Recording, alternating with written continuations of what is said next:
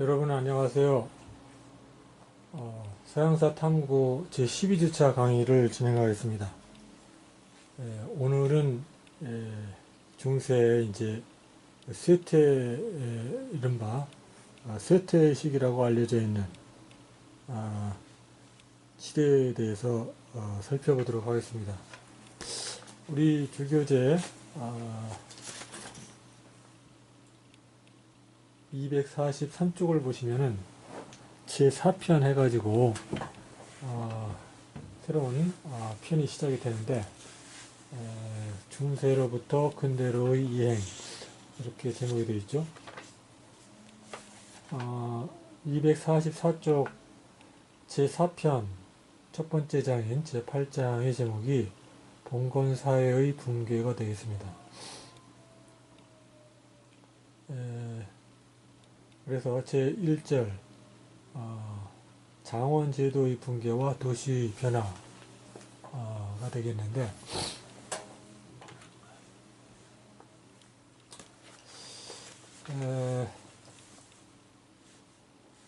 244페이지 보시면은 14세기에 경제가 위축이 되고 여러 가지 문제점들이 나타나는 얘기가 전개가 되어 있습니다. 그래서 14세기에 이르면은 유럽 경제가 전반적으로 상당히 위축이 됐다 하는 얘기인데, 원거리 통상과 신민운동이 위축이 됐다 이런 말이 있죠. 원거리 통상은 우리가 크게 지중해 무역과 북방 무역으로 나뉘고, 이 원거리를 왕래하면서 행해지던 무역으로서 결국 유럽 대륙 중부에 있는 샹파네 지방에서 이 원거리 무역의 물품들이 모여가지고 정기시가 이루어졌다 이런 얘기를 했었죠.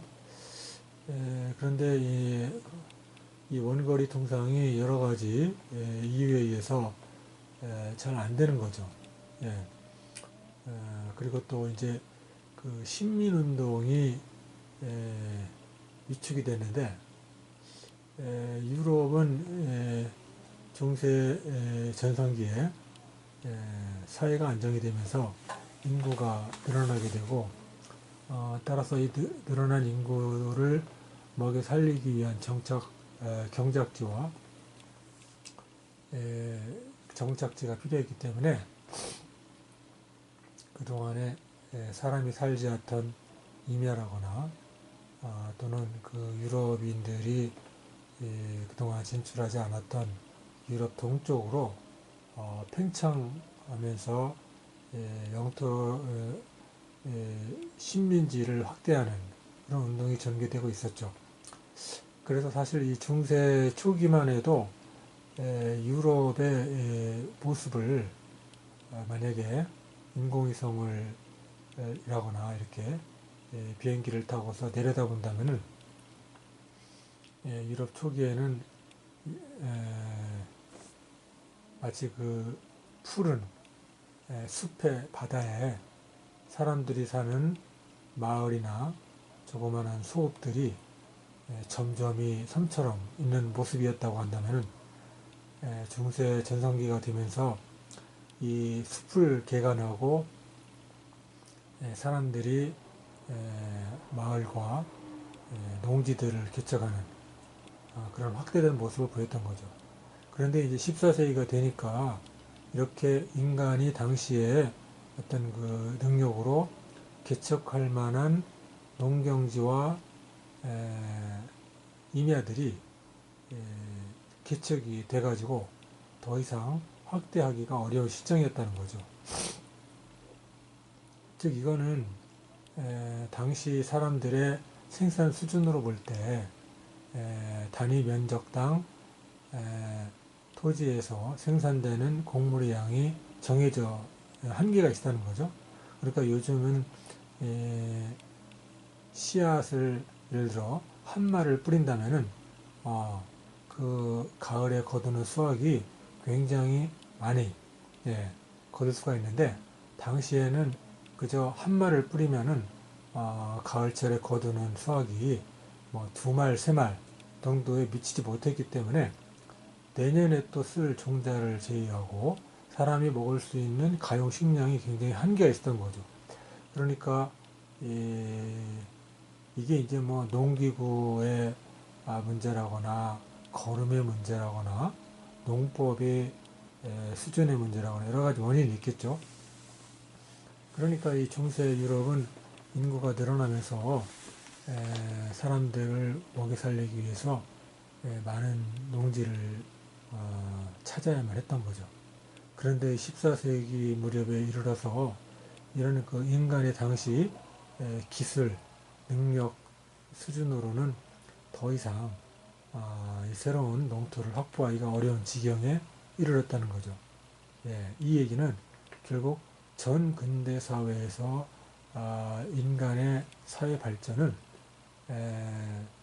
자연으로부터 당시 수준에 맞게 식량을 구할 수밖에 없는데, 그렇기 때문에 인구가 늘어나고 줄어드는 이 그래프하고 그 다음에 이 농지의 생산성을 이렇게 비춰 볼 때 결국 한정된 농지에서 거둘 수 있는 어떤 그 자원의 한계 때문에 인간의 인구 그래프는 오르락 내리락을 할 수밖에 없는 상황이라는 거죠.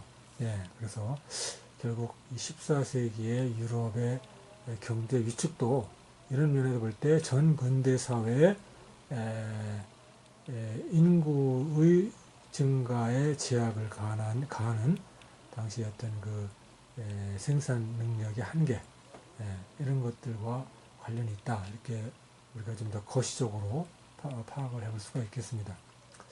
그래서 이제 구체적으로 당시 유럽의 어떤 사회 역사 속에서는 이 장원 제도가 무너지고 이제 등등의 현상으로 나타나는 거죠.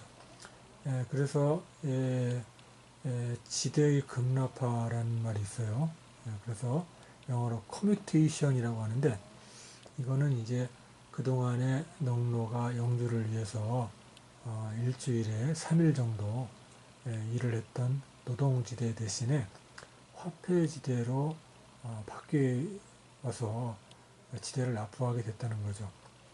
그래서 원래 이 고전 장원제 하에서는 농노가 일주일에 이제 일요일은 그 일을 하지 않는 날이니까 제외하고 나머지 6일 중에 3일은 영주의 직영제에 가서 노동을 해야만 했어요. 그야말로 영주의 일생 중에 비유적으로 말하자면은 절반은 자기 인생이 아닌 거죠. 자기 몸이 아니고 이런 삶을 살았는데, 중세 전성기에 상업이 발달하고 화폐가 사용이 되니까 영주는 영주대로, 농민은 농민대로 노동지대 대신에 화폐지대로 내는 것을 원했어요. 먼저 영주 입장에서는 화폐를 얻어야만이 당시 시장에 나와 있는 여러 가지 상품들을 살 수가 있기 때문에 뭐 좋은 칼이라거나 좋은 말이라거나 좋은 옷이라거나 살 게 많겠죠. 그래서 영주도 이 농민들을 데려다가 일을 시키는 일도 점점 쉽지가 않았죠. 농민들이 잘 말도 안 듣고 하니까. 그래서 결국 화폐지대를 원했고, 농민으로서도 일주일에 3일을 영주의 집이나 농지에 가서 일을 하는 대신에 그 일정한 화폐지대를 내게 된다면은 자기가 그 시간 동안 더 열심히 일을 해서 차액을 남겨서 이득을 볼 수가 있겠죠. 아무튼 그래서 노동지대가 화폐지대로 바뀌어 나가니까 결국 고전 장원제의 유지가 불가능해졌다는 거죠.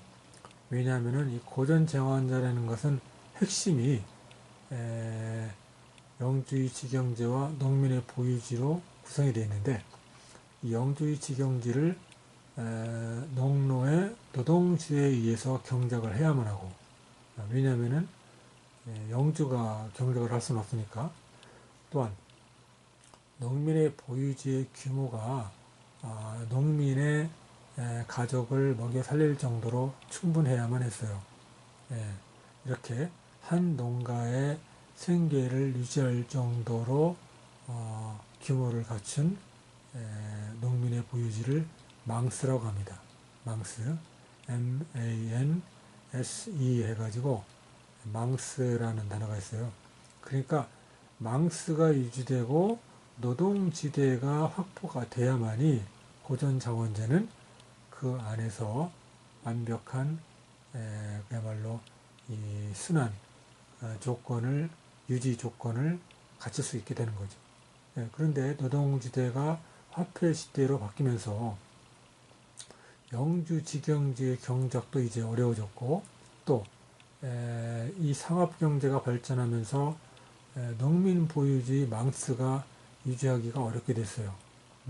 왜냐하면은 이제 사람들이 저마다 화폐 경제에 휩쓸려 들어가면서 빈부의 격차가 발생을 하게 되겠죠. 그래서 결국 힘이 없는 자들은 망스를 유지하기가 어렵게 됐고 또는 시장을 쫓아서 농지를 떠나기도 하고 또 영주들로서는 더 많은 돈을 욕심을 내다 보니까 이 중세 초기에는 영주들이 사실 돈을 많이 거두어도 예를 들어 많은 땅을 가지고 있어도 시장 경제가 발전하지 않았기 때문에 이 돈 욕심을 그렇게 낼 필요가 없었던 거죠.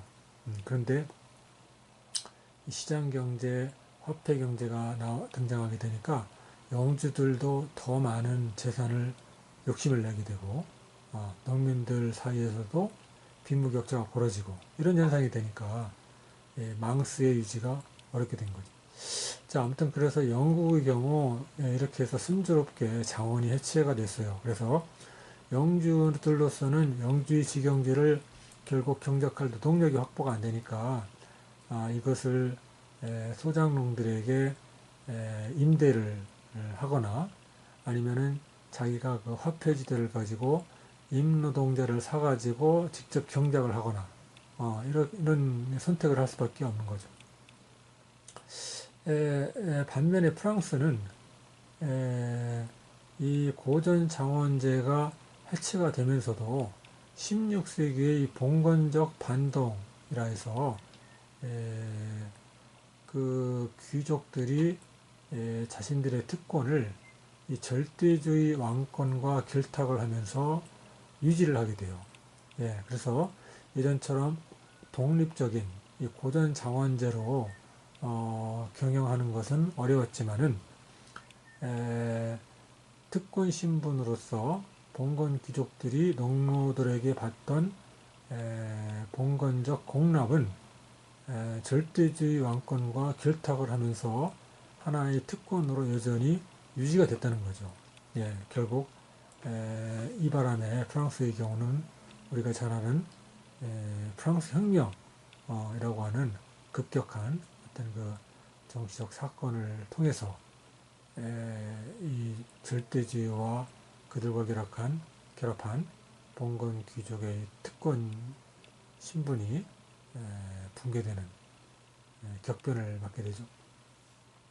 자, 동부 독일의 경우는 어땠느냐 하면은 동부 독일의 경우에는 이 재판 농노제라는 것이 등장을 합니다. 영어로도 second serfdom이라고 하는데 재판이란 말이 다시 제자죠. 그래서 다시 등장한 농노제다 이런 뜻인데 여기는 왜 농노제가 해체할 듯이 보이다가 다시 등장을 하게 됐느냐? 시장경제, 상품경제가 등장을 하면서 동부 독일도 역시 농노제가 흔들리기 시작을 했죠. 그런데 어떻게 해서 여기는 다시 또 농노제가 강화되느냐 하면은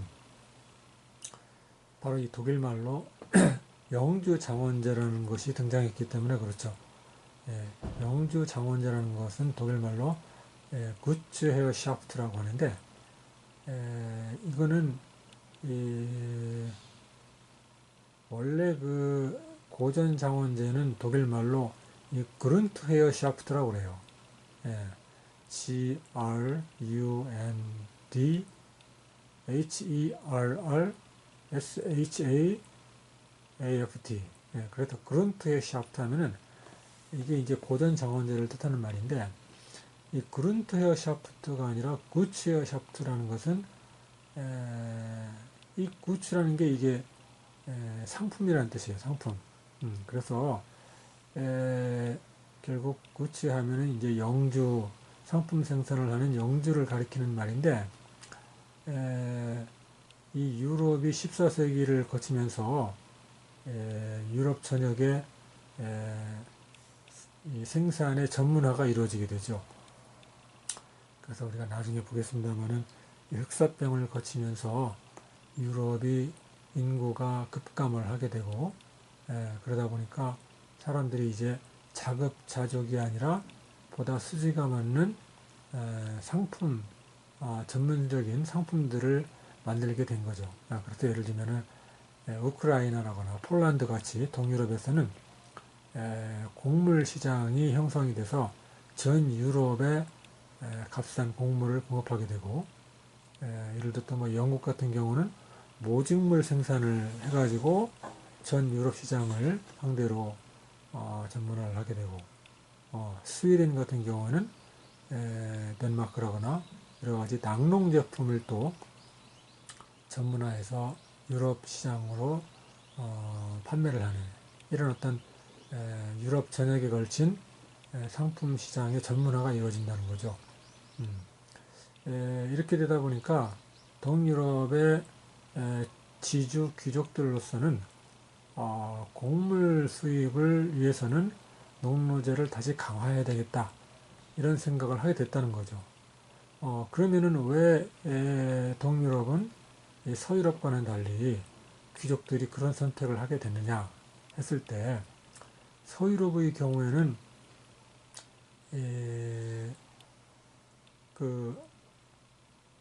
서유럽의 경우에는 이 도시가 발달하고 상품 경제가 발달하다 보니까 귀족들이 꼭 곡물 생산이 아니라도 이윤을 추구할 수 있는 다른 길들이 많이 열렸던 거예요. 예, 도시의 부르주아 사회에서 여러 가지 뭐 다른 역할을 한다거나 아니면은 강력해지는 왕권과 결탁을 해서 왕의 신하로서 중앙에 나아가서 다른 어떤 그 직업을 찾는다거나 이런 식이죠. 그래서 반면에 동부 독일 같은 경우에는 도시 발달도 저조하고 강력한 왕권의 발달도 아직 저조하다 보니까 서유럽의 귀족들과 같은 어떤 다른 선택권이 제대로 제공이 안 된 거죠. 예. 또 하나 동유럽권에는 당시에 강력한 왕권이 부재하다 보니까 지주 귀족들이 국가의 입법권을 장악을 해가지고 입법을 통해서 농민들을 토지에다가 다시 농노로서 묶어두는 이런 법들을 만들 수가 있게 됐어요. 그래서 동부 독일의 경우에는 이렇게 정치적 또 경제적 상황이 서유럽과는 많이 달랐기 때문에 이 지주 귀족들이 확대된 해외 곡물 시장에 곡식을 팔기 위해서 곡물 생산을 위한 영주 장원제를 발달시켰고 이것을 재판 농노제라 한다. 이렇게 말씀을 드릴 수가 있겠습니다. 자, 그 다음에 247쪽을 보시면은 흑사병 얘기가 나오죠. 예. 이 질병이 인간의 역사에 또 많은 그 영향을 끼치게 되는데 요즘 전 세계적으로 코로나 바이러스가 창궐을 해가지고 아주 그 커다란 지금 충격을 주고 있죠. 예. 그래서 사실 뭐 요즘 매스컴에서도 많이 거론이 되다시피 인류 역사가 이 코로나19 창궐을 계기로 해서 과연 어떻게 크게 바뀔 것인가. 예. 우리가 이제 그야말로 역사를 공부하는 사람들이라면은 인류의 역사에서 우리 현대의 문제를 이렇게 조망하고 그 판단할 수 있는 어떤 그런 어떤 탁월한 좀 시야, 시각 이런 것들을 좀 얻어야 되겠죠. 그래서 이 흑사병에 대한 공부가 상당히 의미가 있다 이런 생각이 드는데요. 흑사병은 요즘은 이제 사실 이 코로나 바이러스 때문에 큰 충격을 받고는 있습니다만은 이 흑사병 당시와 같이 그렇게 사람들이 막 충격과 공포 뭐 이런 정도까지는 아니죠. 이거는 뭐 왜냐하면은 코로나 바이러스라는 정체를 우리가 지금 과학 지식에 의해서 정확하게 이해를 하고 있기 때문에 어떻게 이걸 예방을 하고 대처를 해야 된다는 것을 알고 있기 때문에 그렇겠죠.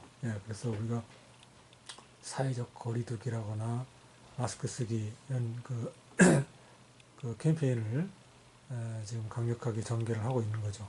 그런데 당시 흑사병은 이 사람들이 어떻게 해서 이 병이 전래가 됐는지, 그리고 이 병을 막으려면 어떻게 해야 되는지 이런 것들을 알 수가 없었던 거죠, 제대로. 그러다 보니까 엄청난 더 공포와 충격을 맞게 된 거고. 그래서 오늘날 이 공부를 해보니까 이 흑사병은 중앙아시아 지역에 있던 이 이목 민족들, 특히 이 그 당시 유럽 대륙까지 그 세력을 넓히면서 크게 활동을 했던 몽골족들이 중심이 돼가지고 중앙아시아적으로부터 전래가 된 것으로 추정을 하고 있죠. 그래서 이제 역사 기록상으로는 유럽에 이 흑사병이 전래된 계기는 이 제네바 상인들이 지중해 각지를 다니면서 이제 식민시들을 건설을 했어요. 이 제네바 상인들이 우리가 이 베네치아 상인과 함께 이 지중해 무역에서 중요한 역할을 했고, 특히 제네바 상인들은 지중해 무역을 벗어나서 아프리카 서부, 그 다음에 더 나아가서는 유럽인들이 대서양을 건너서 아메리카 대륙으로 건너가기까지 이런 활동을 해나가는데 중요한 역할을 했던 상인들이다. 이렇게 평가를 할 수가 있겠습니다. 그래서 이들이 이제 아프리카 서부 쪽으로도 이렇게 활동을 했습니다만은 지중해 동부 쪽으로도 또 활동을 해가지고 이 흑해 안에 크리미아 반도라고 하는 또 섬이 있죠. 이 크리미아 반도의 동쪽 쪽에 비옥한 지대가 있는데 여기에 이제 건설된 도시가 이 카파라는 도시예요. 원래 이 카파라는 도시는 제네바 상인들이 처음 신설한 건 아니었고 아주 그 옛날 고대 그리스인들이 건설한 식민 도시를 이때 제네바 상인들이 이제 그 돈을 주고 사가지고 또 발전을 시킨 거죠. 아무튼 그래서 이 카파라는 식민시가 제네바 상인들에 의해 세워졌었는데 여기를 이제 그 몽골족들이 일파가 포위 공격을 하면서 이 병이 도시 안에 있던 제네바 상인들에게 전래가 된 것으로 추정을 합니다. 아무튼 이 병은 요즘에 이 의학적인 설명을 하자면은 이 검은쥐, 예, 영어로 블랙 렛라고 하는 이 검은 쥐가 옮기는 이 쥐벼룩에 의한 전파하고, 그 다음에 급성 폐렴이라 해서 이 호흡기 질환에 의해서 전파된 질병으로 지금 추정을 하고 있습니다. 아무튼 이 제네바 상인들이 카파에서 이탈리아 제네바로 귀환을 하면서부터 유럽들에게 이제 서서히 전파가 된 거죠. 영향으로서는 이제 사회가 극도의 혼란에 빠졌다 하는 거죠. 그래서 특히 또 이때 사람들이 유대인들을 학살하는 이런 또 만행을 저지르는데, 유대인들이 이제 마을의 우물에다가 독을 탔다거나 이런 이제 모함을 해가지고 죽임을 당한 거죠. 근데 유럽의 역사에 보면은 이 유대인들이 번번이 이렇게 피해를 당하죠. 그래서 그 전에 보면은 십자군 운동 직전에도 유럽인들은 성지로 떠나기 전에 내부의 적을 없애야 된다 해가지고 또 유대인들을 학살한 경험이 있었고 그러는데, 잘 아시는 것처럼 이 유대인들은 그 오랜 세월 그 자신들의 조국을 잃고 유럽 각지에 이제 흩어지면서 생활을 했는데, 그러면서도 현지인들의 동화를 되지 않고 자신들의 문화와 종교를 지켜가면서 살았고, 또 교리에 의해서 자신들이 야훼로부터 선택을 받은 선민 사상을 또 갖고 있었고, 또 하여튼 그 생활력이 강하다 보니까 하여튼 여러 가지 치부에 능해서 현지인들에게 이제 별로 이렇게 그 좋은 인상을 못 갖게 되는 그런 민족이었죠. 그런데 사실 이 유대인들의 이런 어떤 현지인들과의 충돌은 이미 헬레니즘 시대의 알렉산드리아 시에도 보면은, 그러니까 기원전 뭐 4세기, 이 무렵에 기원전 4세기, 3세기 이 무렵에 이미 헬레니즘 시대의 대도시인 알렉산드리아 시에서도 이 유대인 거주 지역에 살던 유대인과 또 이 그리스인 거주 지역에 살던 이 그리스인들 간의 폭력 분쟁들이 기록이 돼 있어요. 그만큼 유대인들과 그 주민들과의 갈등의 역사가 길다 하는 거죠. 자, 아무튼 그 유대인 학살에 이런 또 이 사건들이 있었고, 학살병의 결과 노동력이 부족해지죠. 많은 사람이 이제 죽었기 때문에.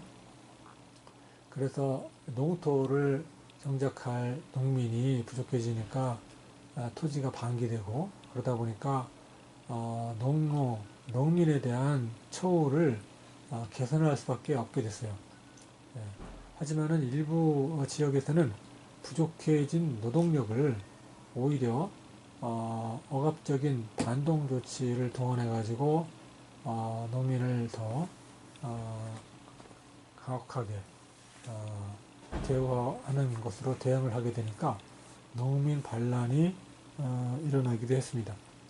예를 들면은 프랑스 북부에서 일어난 자케레이난, 이 자크라는 이름이 프랑스에서는 당시에 이제 가장 흔한 이름이었다고 그러죠. 그래서 이 자켈이란 말은 자크들의라고 하는 집합 명사가 되겠어요. 그래서 그냥 우리말로 하자면은 그냥 평범한 시골 농부들의 난 이런 의미가 되겠죠. 특히 이 전쟁은 당시 이 프랑스와 영국이 벌인 백년 전쟁의 진행 중에 일어난 봉기였는데, 당시 프랑스가 영국군에게 크게 패해가지고 심지어 이 프랑스 국왕 장이라는 국왕이 포로로 잡히게 되죠. 그러다 보니까 중세 기사들은 포로로 잡은 기사를 돈을 받고 풀어주는 이제 이런 관행이 있었죠. 그러다 보니까 당시 프랑스의 왕자가 아버지의 몸값을 마련하기 위해서 농민들에게 이제 더 많은 세금을 걷다가 결국 이 자케레인 난으로 발전을 하게 된 거죠. 자, 영국의 경우는 와트 타일러의 난인데, 와트 타일러는 사람은 그 농민 반란을 지도한 지도자였는데, 그 1381년 영국 남부에서 일어난 농민 반란이 되겠어요. 당시 영국 정부는 부족해진 노동력을 노동조례라고 해가지고 우리 입시교재 250페이지를 잠깐 보시면은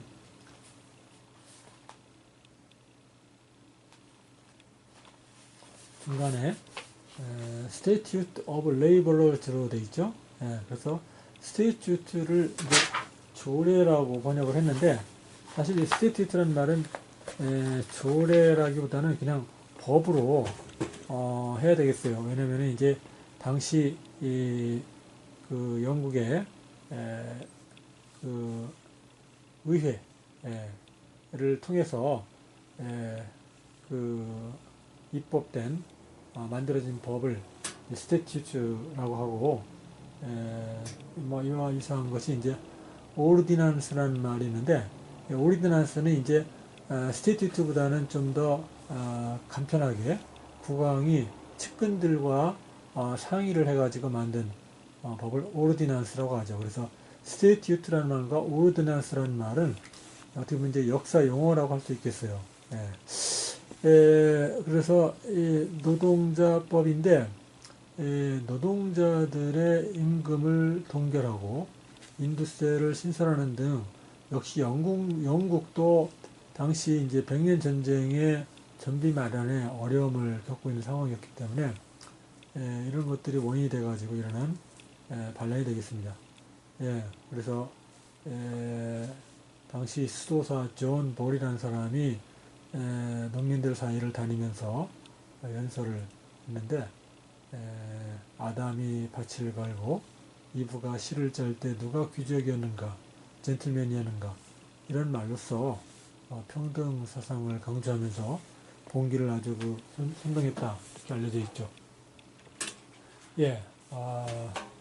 1349년 유대인 학사를 그린 14세기의 매니스크립트 수고내에 실린 사파가 되겠습니다.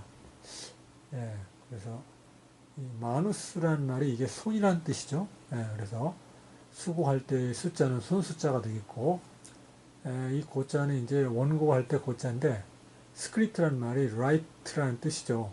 그래서 매니스크립트 하면은 당시에 이제 책들이 전부 손으로 썼기 때문에 당시에 그 되게 뭐 양피지에다가 기록을 한 그 책들을 이제 매니스크립트라고 하죠.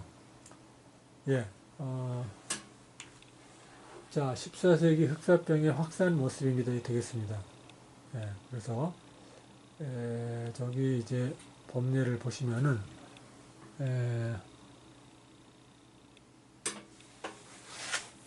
그 동유럽과 동유럽 한가운데로 검은색 점선이 지나고 있는데, 법례가 approximate border between the Principality of Kiev and the Golden Horde, passage prohibited for Christian, 이렇게 되어 있죠. 그래서 Principality라는 단어가 있어요. 우리가 이 Principality라는 단어를 좀 역시 또 역사 용어니까 좀 조심해서 번역을 해야 돼요. Principality라는 말은 프린스들이 지배하는 나라, 그런 뜻이죠. 그래서 프린스 하면 요즘 영어 사전 찾으면 왕자로 나오죠. 왕자, 프린스. 근데 이때는 이제 왕자라고 번역하면 안 되고, 중세사에서 프린스 하면은 이제 제후, 우리말로 하면 유력자, 그런 뜻이니까 그냥 우리말로 제후국 하면은 프린시팔리티 이렇게 되겠습니다. 그래서 키예프 뭐 공국 그러죠.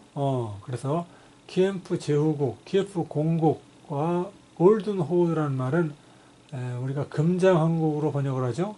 다른 말로 키예프 한국을 말하는 거죠. 그래서 키예프 공국과 키예프 킵차크 한국, 킵차크 한국, 골든 호드, 한자로 뭐 금장 한국이라고 번역하는데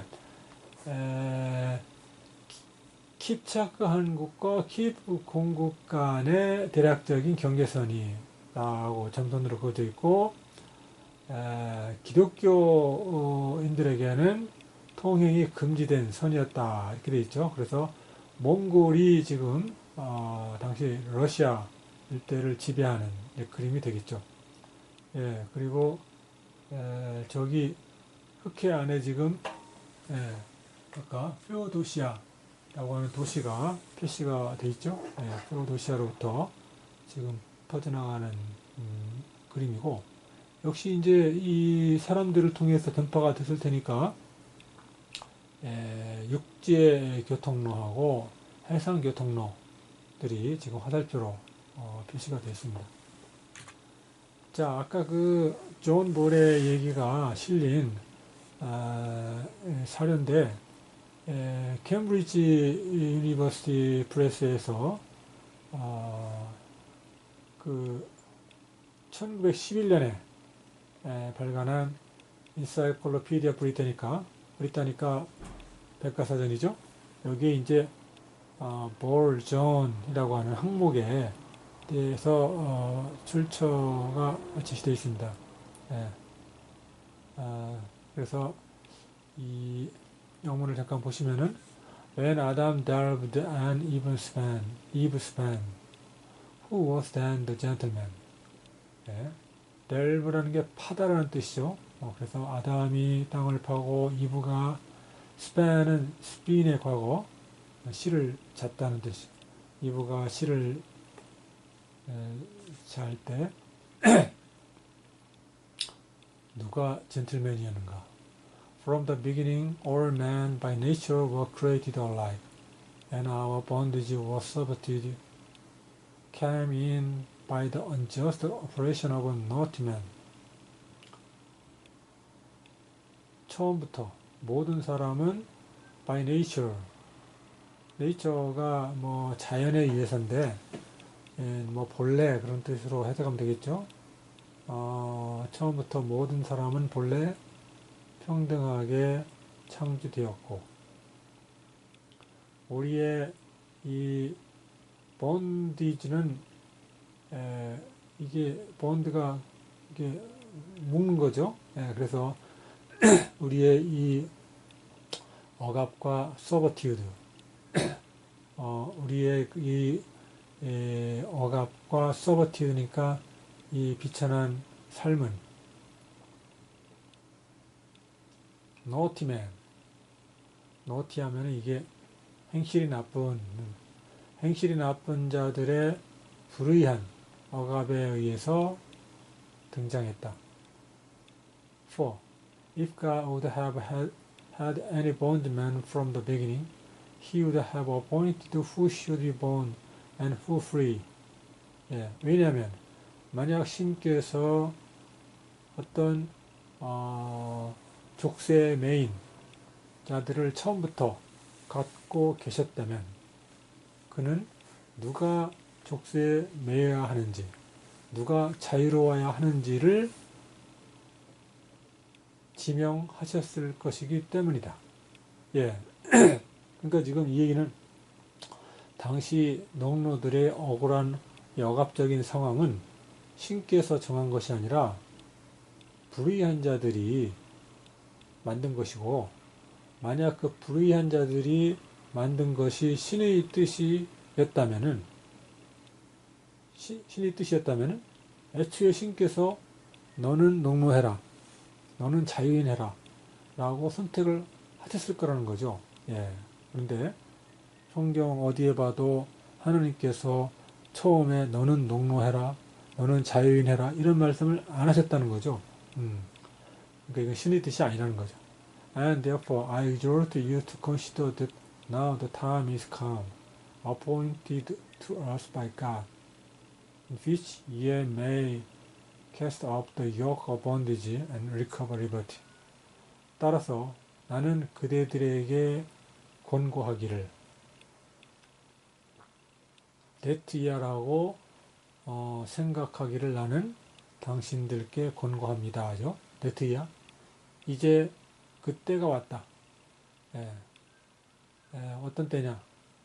그것은 신께서 우리들에게 지명하신 바이고, 인휘시죠. 그때를 받아서 어떤 때냐? 그대가 이 굴욕의 번디지, 멍에를 벗어 던지고 자유를 회복할 때가 왔다. 그리고 그 일은 신께서 우리에게 지명을 하신 거다. 그렇게 해라. 이렇게 지금 선동연설을 하고 있습니다.